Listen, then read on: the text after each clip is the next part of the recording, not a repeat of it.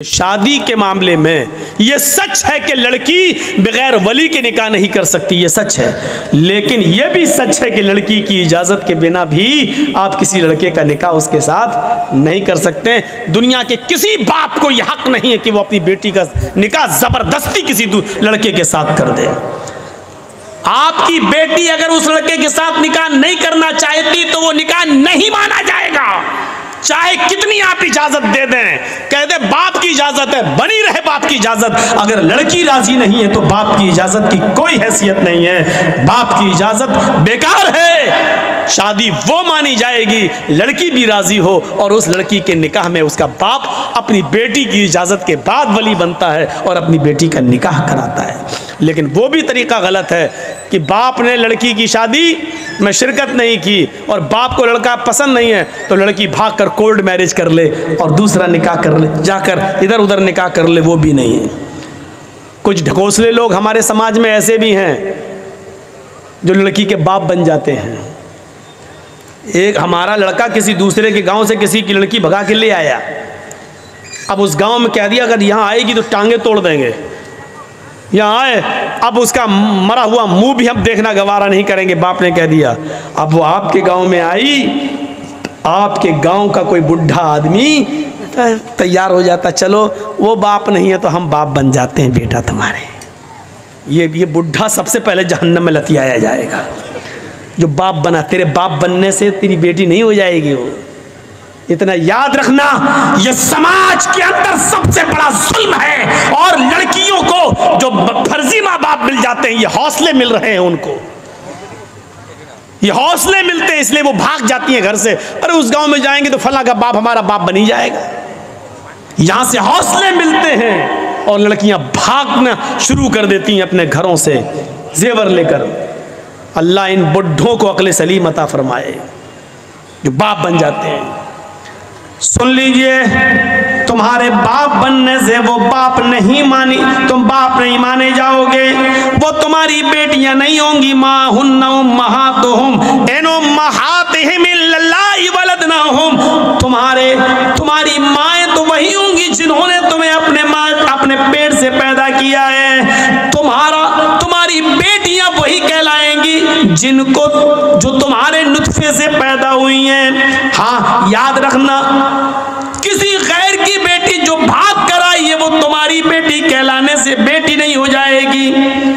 ये बेटी बन जाने के बावजूद और आपका उसको बेटी बना लेने के बावजूद भी अगर कभी वो आपके साथ हज करने जाना चाहे तो वो आपके साथ हज करने नहीं जा सकती है। बेटी और बाप का रिश्ता कहाँ है? इस्लाम आज मुंह बोली बेटी को अपने मुंह बोले बाप के साथ हज करने की इजाजत नहीं देता है। उससे भी उसको पर्दा करना पड़ेगा। मुंह बोला भाई नहीं माना जाएगा, वो अपने मुंह बोले भाई के साथ हज करने नहीं जा सकती है, उससे भी उसको पर्दा करना पड़ेगा। ये तो बहुत दूर की बात है, तुम अपनी बीवी के साथ खाना खा रहे हो और बीवी की बहन आ जाए, यानी तुम्हारी साली आ जाए और घर में घुस जाए। तुम्हारी बीवी अपनी बहन को बुला रही है कि इधर आओ तुम भी खाना खा लो। याद रखना, अपनी बीवी की मौजूदगी में भी तुम अपनी साली के साथ खाना नहीं खा सकते हो। अपनी बीवी की परमिशन के बावजूद अपनी साली को मोटरसाइकिल पे बिठाकर बाजार नहीं ले जा सकते हो, उसको उसकी ससुराल छोड़ने नहीं जा सकते हो, उसको स्कूल छोड़ने नहीं जा सकते हो। अगर ससुर ने भी इजाजत दे दी कि मेरे दामाद जी अपनी साली को जरा स्कूल छोड़ाओ, वो कॉलेज में पढ़ने या पढ़ाने जाती है, बीवी की इजाजत के बावजूद, ससुर की इजाजत के बावजूद भी आप नहीं जा सकते हैं। और उनकी इजाजत के बावजूद आप ऐसा कर रहे हैं तब भी हराम है, हराम है, हराम है, नाजायज है, नाजायज है, नाजायज है। पर्दा रहेगा, साली को भी पर्दा करना पड़ेगा अपने बहनोई से। यहाँ तो सालियाँ सबसे ज्यादा बहनोइयों से मजाक करती हैं। और जूता कौन छुपाता है? ये रस्म कहाँ से निकली है? बात थोड़ी सी घूम गई और इधर निकल गई। अब वहाँ लड़के का निकाह होना, जर्जी साहब बैठे हैं, फार्म भर रहे हैं, मेहर वहर सब भर दिया कितना, लेकिन लड़के का निकाह भी नहीं पढ़ा सकते हैं जर्जी साहब। आपको मालूम है ये उसूल है, ये कानून है शरीयत का। जर्जी साहब लड़के का निकाह नहीं पढ़ा सकते हैं जब तक पहले लड़की की इजाज़त न ले ली जाए। एक वकील होता है, 2 गवाह होते हैं।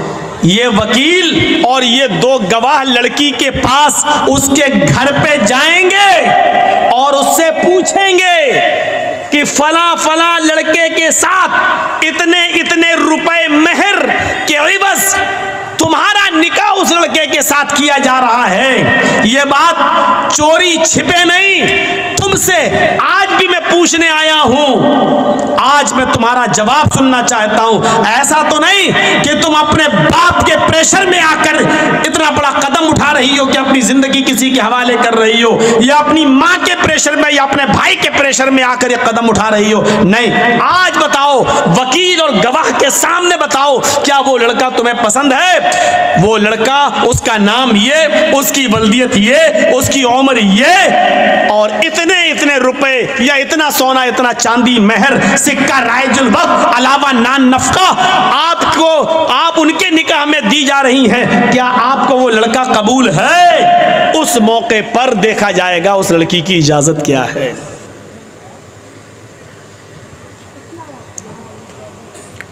अल्लाह के नबी फरमाते हैं कि अगर वो खामोश रह गई, कुंवारी लड़की, बाकिरा लड़की, अगर वो खामोश रह गई तो यही उसकी इजाज़त है। अगर वो खामोश रह गई यही उसकी इजाज़त है। यहाँ पर भी जहालत होती है। मालूम है क्या होती है जहालत? उस लड़की के पास उसकी सहेलियां बैठी रहती हैं। जब ये पूछा जाता है कि तुम्हें उस लड़के के साथ निकाह किया जा रहा है, क्या तुम्हें कबूल है, तो ये तो बेचारी खामोश है। लेकिन उस मौके पर जो उसकी सहेलियां होती हैं उसको बोलती हैं, बोल दो, बोलो, हाँ कबूल है, बोलो। और जब तक वकील सुन नहीं लेता है और गवाह सुन नहीं लेता है कि हाँ इसने कहा कि मुझे कबूल है, तब तक वो दस्तखत नहीं कराता है सिग्नेचर। ये गलत है तरीका, निहायत गलत है तरीका। एक बार पूछो जोर से कि फला फला लड़के के साथ इतने इतने रुपए मेहर के एवज तुम्हारा निकाह उसके साथ किया जा रहा है, क्या तुम्हें वो लड़का कबूल है? वो लड़की सर नीचे कर ले, खामोश हो जाए, तो यही उसकी इजाजत है। इज़्नुहा सिमातुहा, उसकी खामोशी ही उसकी इजाजत है बस। और वहीं से उसके दस्तखत करवा लो। चलो नहीं बोलेगी कोई बात नहीं, चलो साइन करो। अगर लड़की ने साइन कर दिए ये उसकी इजाज़त हो गई। और अगर उसको लड़का पसंद नहीं तो वहीं पर वो कह सकती है कि मुझे पसंद नहीं है या मैं निकाह नहीं करना चाहती इससे। फिर उस लड़के का निकाह किसी भी कीमत पर नहीं होगा। लड़के का निकाह लड़की की इजाज़त के बिना नहीं हो सकता है। इसलिए पहले इस्लाम ने ये पावर, ये अधिकार लड़की को दिया है। बारात लेके तुम पहुंच भी गए, तुम्हारे साथ 400 पेटू भी पहुंचे हुए हैं जो लड़की वाले के यहाँ खाने के लिए भूखे भेड़ियों की तरह पहले पहुंचे हुए हैं। और निकाह से पहले नाश्ते का दौर चलता है और नाश्ते के दौर नज़र रखी जाती है कि बाद में जिंदगी भर लड़की के बाप को ताने मारे जाएंगे अगर एक भी मिठाई में कुछ गड़बड़ी पैदा हो गई तो। तेरे बाप ने यही बारात में खिलाया था। इसलिए बेचारा लड़की का बाप कर्ज वर्ज लेकर किसी तरीके से इस भूखे भेड़ियों का पेट भरता है और अच्छा से अच्छा खिलाने की कोशिश करता है ताकि ये भेड़िए बाद में मुंह न खोलें। उल्टा सी बुरा हंसी आ रही है। बारात में आप ही लोग तो जाते हो और हंस रहे हो यहाँ बैठकर। ये भूखे भेड़िए कौन है? हम और आप ही तो हैं। सिस्टम बदलिए, सिस्टम बदलिए मेरे भाइयों। खाना पीने का दौर चलता है, अब भी बेचारी लड़की मजबूर होती है क्योंकि वो जानती है कि मेरे बाप का 50-60 हज़ार 1 लाख रुपया इसी में खर्च हो गया है। अब अगर मना करती हो तो काम नहीं चलेगा, मजबूरी में भी दस्तखत करती हैं कुछ लड़कियां। ये जुल्म और ये सितम। आसानियां पैदा करो निकाह के अंदर ताकि लोग जिनके घरों में बेटियां बैठी हुई हैं उनके निकाह हो जाए। आज एक मोटरसाइकिल नहीं है देने के लिए, इसलिए उसकी उम्र बढ़ती जा रही है। इस लड़की की उम्र इतनी बढ़ रही है कि उसकी दूसरी बेटी भी शादी के लायक हो गई है, लेकिन अभी बड़ी बेटी का निकाह नहीं हुआ है। तब तक दूसरी बेटी जवान हो गई है, उसको भी एक मोटरसाइकिल चाहिए दामाद को देने की। क्या समाज इसका जिम्मेदार नहीं है? हर गांव में एक मदरसा चला लेते हो, हर गांव में मस्जिदें बना लेते हो, उसकी कमेटियां बन जाती हैं। क्या गांव में ऐसी जवान बेटियां नहीं बैठी हुई हैं जिनकी उम्रें बढ़ती जा रही हैं और जहेज न होने की वजह से मेरे प्यारे साथियों उनके निकाह नहीं हो रहे हैं? समाज यहाँ कहाँ चला जाता है? यहाँ समाज क्यों सोता है? उन गरीब लड़कियों की शादी का इंतजाम समाज के पास क्यों नहीं है? उनका घर बसाने का इंतजाम क्यों नहीं है? क्या अल्लाह के नबी जनाब मोहम्मद रसूलुल्लाह सल्लल्लाहु अलैहि वसल्लम सामूहिक विवाह का प्रचलन नहीं चलाया करते थे? ये तंजीम नहीं चलाते थे? मेरे भाइयों, अल्लाह के नबी जिसको जहां भेजते थे और कहते थे कि फला घर वालों से कहना कि अल्लाह के नबी ने मुझे भेजा है और आपके घर में एक बेटी है, वो मुझसे शादी कराना चाहते हैं, आप उनकी शादी कर दीजिए। आपने जुलैबीब का वाकया सुना होगा। जुलैबीब जो शक्ल सूरत में बहुत ज्यादा काले कलूटे थे, वो जुलैबीब जिनकी शक्ल सूरत जो लड़की देखती निकाह का पैगाम ठुकरा देती और निकाह करने से मना कर देती। अल्लाह के नबी ने एक मर्तबा जुलैबीब से कहा, जुलैबीब क्या बात है, तुम्हारी उम्र बढ़ती जा रही है और तुम निकाह नहीं कर रहे हो? जुलैबीब ने अपनी बात बताई कि अल्लाह के रसूल ऐसा ऐसा मामला है, मैं जिस घर में पैगाम भेजता हूँ जब लड़की मेरी शक्ल देखती है तो निकाह का इनकार कर देती है। आपने कहा जाओ फला फला मदीने के फला फला घर में जाओ, वहाँ एक बहुत ही खूबसूरत एक सहाबी की बेटी रहती है, उस सहाबी से कहना कि मुझे अल्लाह के रसूल ने भेजा है और मेरा ये लेटर, मेरा ये खत उसको दे देना, मैं इसमें तुम्हारे निकाह की बात लिख रहा हूँ। जुलैबीब अल्लाह के नबी सल्लल्लाहु अलैहि वसल्लम का लिखवाया हुआ खत जुलैबीब लेकर जाते हैं और मदीने के उस घर में पहुँचते हैं जिस घर के अंदर एक लड़की है और वो भी बहुत खूबसूरत अंसारी बेटी। जुलैबीब ने उसके घर का दरवाजा खटखटाया, लड़की का बाप बाहर निकला, दरवाजा खोला, उसने कहा हाँ बोलो जुलैबीब कैसे आना हुआ? जुलैबीब ने कहा सलाम वालेकुम। सहाबी ने कहा वालेकुम अस्सलाम। आना कैसे हुआ? ये लेटर दिया जनाब मोहम्मद रसूलुल्लाह ने। सहाबी ने जब वो लेटर पढ़ा तो उसमें लिखा हुआ है हाज़िही रिसालतुम मिन जानिब मोहम्मद रसूलिल्लाह सल्लल्लाहु अलैहि वसल्लम, ये खत मोहम्मद रसूलुल्लाह की तरफ से दिया जा रहा है। आपने उस सहाबी का नाम लिखकर कहा तुम्हारे घर में एक बेटी है, मैं जानता हूं कि वो बेटी भी बालिग हो चुकी है और तुम कहीं ना कहीं उसका निकाह करने वाले हो। मेरी नज़र में जुलैबीब बहुत नेक लड़का है, लिहाजा अपनी बेटी का निकाह जुलैबीब से कर दो। और ये मैं तुम्हें मशवरा नहीं दे रहा हूँ बल्कि ये मेरा हुक्म है कि तुम अपनी बेटी का निकाह जुलैबीब से कर दो। जुलैबीब का चेहरा देखता वो साहबी, कहता ये कैसे हो सकता है, बेटी मेरी है। और जुलैबीब की शक्ल सूरत इतनी भयानक, इतनी काली शक्ल सूरत ऐसी, कहता हरगिज नहीं, मैं अपनी बेटी का हाथ तुम्हें कैसे दे दूं?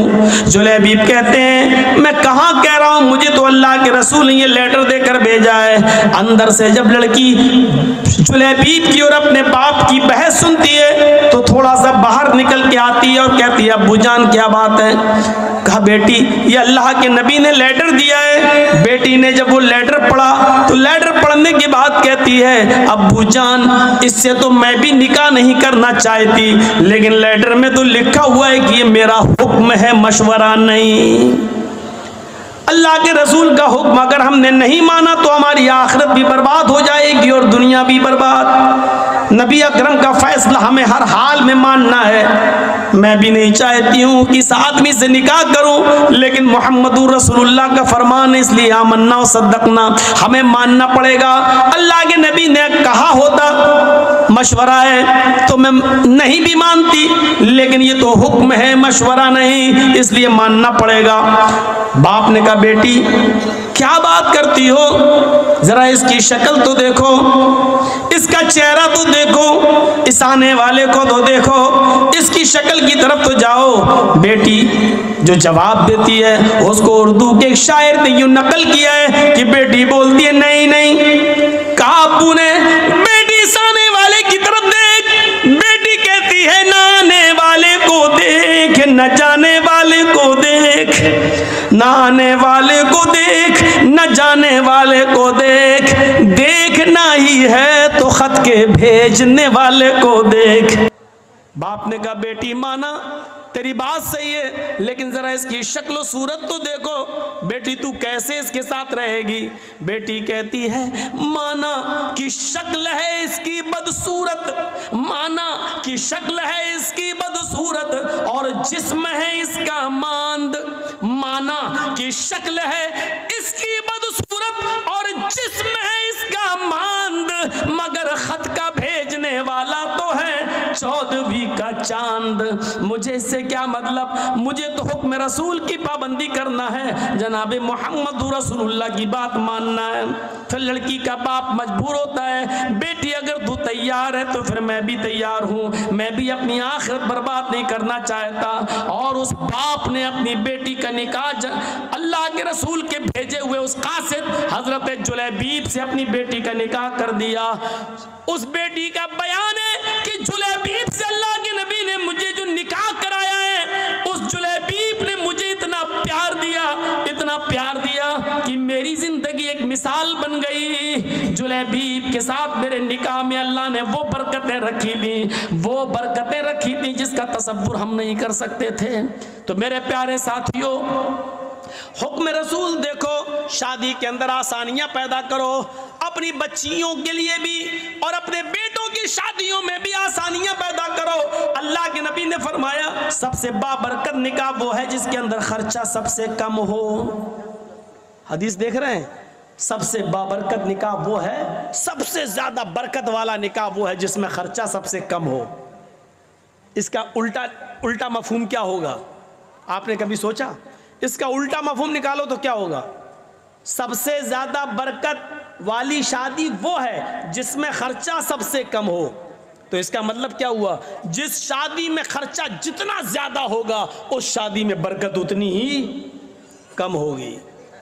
आज देख लो, बड़े बड़े खर्च करने वाले और बड़े बड़े मैरिज हॉल बुक करने वाले, लाखों रुपए का डेकोरेशन कराने वाले, बड़े बड़े मैरिज हॉल बुक करा के अपनी बेटियों की शादी करने और बेटों की शादी कराने वालों को आप देखोगे, शादियां ज्यादा दिन टिकती नहीं हैं। फौरन 1-2 साल के बाद तलाकों की नौबतें आ जाती हैं। क्यों? बरकत क्यों नहीं हो रही है? वो निकाह का तसव्वुर ही खत्म हो गया है। अल्लाह के नबी के ज़माने का निकाह देखिए आप, उफ, आप तसव्वुर करेंगे ऐसा निकाह? एक औरत आई और अल्लाह के नबी के पास आकर बैठ गई। उसके ना बाप थे, ना भाई था, कोई नहीं था, चाचा कोई नहीं था।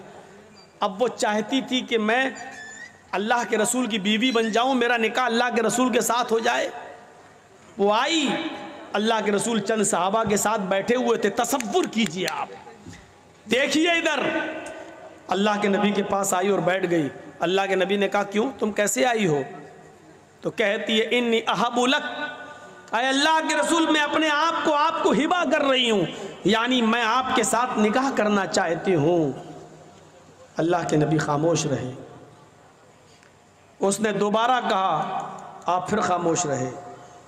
उसने तीसरी बार कहा, अल्लाह के रसूल मैं आपसे शादी के लिए आई हूँ, निकाह करना चाहती हूँ। तो सहाबी बैठे हुए थे बगल में, कहते हैं अल्लाह के रसूल ये औरत 3 बार कह चुकी मैं आपसे निकाह करना चाहती हूँ, आप कुछ बोल ही नहीं रहे। अरे करना हो तो करिए, नहीं करना हो तो जवाब दे दीजिए। आपने कहा कि नहीं नहीं नहीं, मैं तो नहीं कर सकता, मेरी काफ़ी है, अब मुझे ज़रूरत नहीं है किसी और बीवी की, अब मैं शादी नहीं कर सकता। तो झट से वो सहाबी जो बैठे थे कहने लगे, अल्लाह के रसूल आपको ज़रूरत नहीं है लेकिन मुझे तो ज़रूरत है, अगर आप नहीं कर सकते तो मेरे साथ कर दीजिए। वहीं बैठे, उफ, तसव्वुर देखिए, पहले वो आपसे करना चाहती, आप नहीं नहीं मैं तो नहीं कर सकता, तो फिर मेरे साथ करा दीजिए। तो अल्लाह के रसूल ने उस औरत से पूछा, देखो मैं तो नहीं कर सकता, ये तुमसे करना चाहते हैं, तुम भी एक नज़र इनको देख लो, अगर ये पसंद हो तो तुम इनके साथ कर सकती हो, अगर तुम्हें ज़रूरत है। तो वो क्या कहती है, आई तो थी आपके लिए, लेकिन अगर आप नहीं कर रहे हैं तो कोई बात नहीं, ज़बरदस्ती थोड़ी होती है शादी। अगर आप नहीं कर रहे हैं तो कोई बात नहीं, मुझे तो घर बसाना है, इसके साथ ही मैं कर लूँगा, आप कर सकते हैं इसके साथ मेरा निकाह। अल्लाह के रसूल ने कहा ये औरत तैयार हो गई उसके साथ शादी करने के लिए, तो आपने उस औरत से नहीं पूछा तेरे बाप हैं कि नहीं, लड़के को क्या देंगे, कपड़ा कितना देंगे, सोना कितना मिलेगा, साड़ी कितनी मिलेगी, चादर कितनी मिलेगी। आपने ये सवाल लड़की से नहीं किया, औरत से नहीं किया। अक्लमंद लोगों सुनो, सुनो, अल्लाह के रसूल ने फौरन उस सहाबी की तरफ देखा और कहा सुनो, वो तैयार है तुमसे शादी करने के लिए, लेकिन तुम बताओ कि तुम अपनी बीवी को क्या दोगे, तुम्हारे पास मेहर देने को क्या है। सबसे पहला सवाल सहाबी से, वो तैयार है लेकिन निकाह बगैर मेहर के नहीं, पहले ये बताओ कि तुम अपनी बीवी को मेहर क्या दोगे। तो मेहर का नाम सुना तो फौरन कहने लगा माइंदी शयून, जब कुछ है ही नहीं तो दूंगा क्या। क्या ये तसव्वुर कर सकते हैं आप शादी का, उसके पास कुछ नहीं हो, शादी करना चाह रहे हैं, क्या हमारे पास है। हम लोग क्या कहते हैं, पहले अपने पैरों पे खड़े हो जाओ फिर शादी करेंगे, पहले घर तो बनवा लो, पहले कारोबार तो कर लो, पहले कोई बिजनेस तो कर लो, पहले नौकरी तो बाद में शादी करेंगे, आ गई तो खिलाएंगे क्या। अल्लाह के रसूल ने उस सहाबी से पूछा कि तुम मेहर क्या दोगे, कहने लगे कुछ नहीं है मेरे पास। अल्लाह के नबी ने फरमाया जाओ अपने घर में तलाश करो, शायद कोई चीज मिल जाए मेहर देने के लिए। कहा हाँ ठीक है जा रहा हूँ। गया घर, अपनी माँ से, अपनी बहन से और जो घर में होते उनसे पूछा कि कुछ है, सब ने जवाब दिया कुछ नहीं है। कहा क्यों, का शादी करना चाहता हूँ, मेहर देने के लिए कुछ नहीं है, घर में बहुत कुछ ढूंढा कहता कुछ नहीं मिला। आया, कहा अल्लाह के नबी सल्लल्लाहु अलैहि वसल्लम घर में मैंने बहुत कुछ ढूंढा, कुछ मिला ही नहीं, है ही नहीं, मैं क्या दूंगा, है ही नहीं मेरे पास मेहर देने को। अल्लाह के नबी सल्लल्लाहु अलैहि वसल्लम ने फिर उसको दोबारा भेजा। हदीस के अल्फाज देखिए, आपने कहा इल्तमिस खातमम मिनल हदीद, लोहे की अंगूठी ही मिल जाए तो वही ले आओ, सोने की नहीं, चांदी की नहीं, लोहे की अंगूठी। आज 2 रुपए में हमारे मेले में मिल जाएगी, लोहे की अंगूठी मिल जाए तो वही ले आओ, जाओ। वो सहाबी फिर दोबारा अपने घर गए, बहनों से पूछा, भाइयों से पूछा, माँ से पूछा, सबने जवाब दिया है ही नहीं, लोहे की अंगूठी भी नहीं मिली। यानी 5 रुपए इस जमाने में, 5 रुपए उस जमाने में तो कुछ और, उतना भी नहीं था उनके पास कि वो लोहे की अंगूठी खरीद सके। आते हैं और कहते माँ वजदतु खातमम मिनल हदीद, आए अल्लाह के रसूल मुझे लोहे की अंगूठी भी नहीं मिली और इतना है नहीं मेरे पास कि लोहे की अंगूठी खरीद सकूं, नहीं है। मायूस हो गए। अल्लाह के नबी ने कहा ताज्जुब है, तुम्हारे घर में कुछ नहीं है, चले निकाह करना, लोहे की अंगूठी भी नहीं है, फिर मेहर क्या दोगे। कहता एक चीज है, याद आया। अब देखिए याद भी आई तो क्या चीज याद आई, आपको भी हंसी आएगी। कहा क्या है, बोलो बोलो जल्दी बोलो क्या है। कहता इंदी इजारुन, एक लुंगी है मेरे पास, तहबंद लुंगी। अल्लाह के नबी ने कहा अच्छा जाओ जाओ जाओ उसी को ले आओ। तो कहा अल्लाह के रसूल क्यों, अरे वही तुम अपनी होने वाली बीवी को मेहर में दे दो लुंगी। कहा अल्लाह के रसूल इसको दे दूंगा तो बांधूंगा क्या मैं, वही तो पहन के सोता हूं मैं, वही तो घर में रहता हूं तो वही तो पहनता हूं मैं। तो अल्लाह के रसूल ने कहा वो पुरानी लुंगी है कि हाँ। तो कहा वो भी तू नहीं दे सकता है। कहा वही एक तो है जो पहन के सोता हूं मैं और कुछ नहीं है मेरे पास। तो कहा वो भी नहीं दे सकता। कहा आधी दे दूंगा, उसको फाड़ देता हूं, आधी दे देता हूं। तो अल्लाह के रसूल ने कहा फिर आधी उसके किस काम की है, जब तू लुंगी को आधा कर देगा, 2 टुकड़ों में बांट देगा और आधा उसको देगा तो आधे उसकी कोई काम की नहीं रहेगी, और फिर आधी तेरे पास रहेगी वो भी किसी काम की नहीं रहेगी, फिर तू बांध भी नहीं पाएगा। अरे देना तो पूरी दे। उसने कहा अल्लाह के रसूल आधी मेरे पहनने के काम नहीं आएगी, लेकिन बिछा के बैठने के काम तो आ जाएगी। नहीं नहीं, पूरी तो नहीं दूंगा, चाहे निकाह हो या ना हो, मेरा पूरी नहीं दे सकता। ओफो, इतना भी नहीं। और निकाह तसव्वुर कीजिए आप, हमारे ज़माने में हो सकता है कुछ ना हो निकाह। बनते हैं हम अपने आप को अहले हदीस, बनते हम अपने आप को मुसलमान, बनते हम अपने आप को मोहम्मद रसूलुल्लाह के मानने वाले। और मोहम्मद रसूलुल्लाह की ये शादी जो आप करवा रहे हैं एक सहाबी के साथ, तसव्वुर कीजिए हमारे समाज में नहीं है। अल्लाह के रसूल एक लुंगी है आधी दे सकता हूं, आपने कहा आधी ना तेरे काम की ना उसके काम की, बोला पूरी नहीं दे सकता। मायूस हो गया, बैठ गया, जाने लगा। आपने कहा कहाँ जा रहे हो? जा रहा हूँ खेती करूँगा, कुछ बाड़ी करूँगा, खेती बाड़ी करूँगा, जा रहा हूँ, हल चलाऊँगा, खेत जोतूँगा, काम करूँगा, मेहनत करूँगा, क्या करूँगा यहाँ। बड़े मुश्किल से सोचा था कि आई है परेशान, इससे शादी हो जाएगी, जब महर में अटक गया मैं तो। आपने कहा इधर आओ, अगर तेरे लिए मोहम्मद रसूलुल्लाह की शरीयत ने भी कोई रास्ता न निकाला तो कौन रास्ता निकालेगा? फिर तेरे लिए कौन सा मजहब रास्ता निकालेगा? फिर कौन सा दीन तेरे लिए रास्ता निकालेगा? क्या किसी के पास कुछ भी ना हो तो क्या उसको शादी करने का हक नहीं है? क्या उसको अपनी पाकीज़गी के साथ जिंदगी गुजारने का हक नहीं है? बैठो। बैठ गया। आपने कहा ये बताओ तुम्हें कुरान कितना याद है? और सुनो मुसलमानों, चादर नहीं है, लोहे की अंगूठी नहीं है, कपड़ा नहीं है, कुर्ता नहीं है, पैजामा नहीं है, पूरे घर का सरमाए में एक लुंगी है, वो भी पुरानी, और वो भी पूरी की पूरी देने के लिए तैयार नहीं है। सोना नहीं, चांदी नहीं, कपड़ा नहीं, दौलत नहीं, इन सब चीजों से वो दूर था। लेकिन जब अल्लाह के नबी ने उससे पूछा कि तुम्हें कुरान कितना याद है बताओ, तो झट से बोला अय अल्लाह के नबी, कुरान में हमें सूरह मुल्क याद है, सूरह हश्र याद है, सूरह नबा याद है, सूरह हाक़ा याद है, सूरह जुमा याद है, सूरह मुनाफिकून याद है, सूरह क़यामा याद है। आपने कहा कि तुम्हें इतनी सूरतें मुंह ज़बानी याद है? फरमाया कहा फिर भी कह रहे हो कि मेरे पास कुछ नहीं है। तुम्हें ये सूरतें याद हैं? कहा क्या तुम ये सूरतें अपनी होने वाली बीवी को सिखा दोगे? क्या उसको भी याद करा दोगे? कहा इसमें क्या बड़ी बात है, जो हमें याद है वो इसको भी याद करा दूंगा।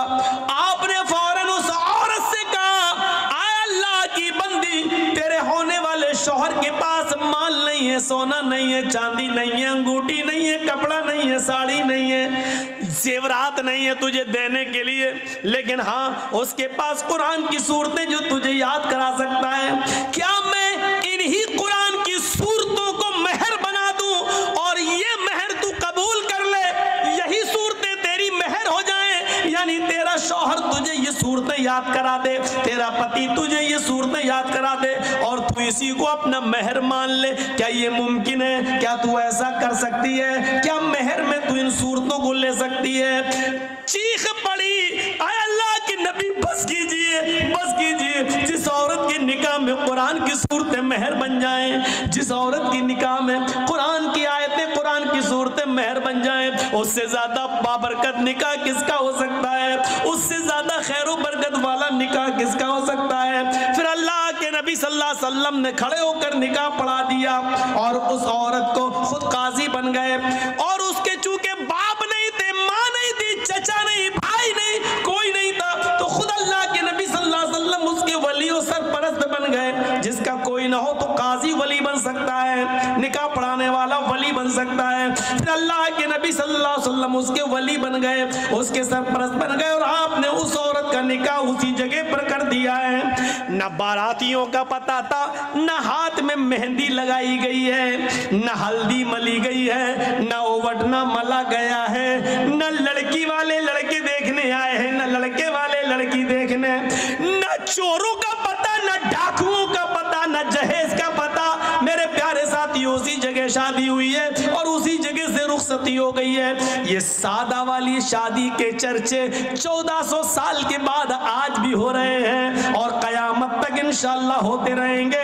तुम्हारी हमारी शादियां इतनी महंगी कि शैतान भी पनाह मांगे। बताइए उसके चर्चे कितने दिन होते हैं? ज्यादा से ज्यादा 1 महीना, 2 महीना, 1 साल। फिर तलाक की नौबत आ जाती है तो ये होता है कितना खर्च किया था, देखो आखिर क्या हुआ है उस शादी का हाल। मेरे भाइयों, इतनी संजीदगी के साथ की गई शादी के चर्चे 1400 साल के बाद हो रहे हैं और कयामत की सुबह तक होते रहेंगे, क्योंकि हमेशा सादगी के चर्चे होते हैं, हमेशा सादगी मिसाल बनती है, हमेशा सिंपलिटी मिसाल आइडियल बनती है। मेरे भाइयों, शोहरत और रिया नमूद मेरे भाइयों आइडियल नहीं बनती है। निकाह आसान करो, निकाह आसान करो। ये आसान शादियां थी।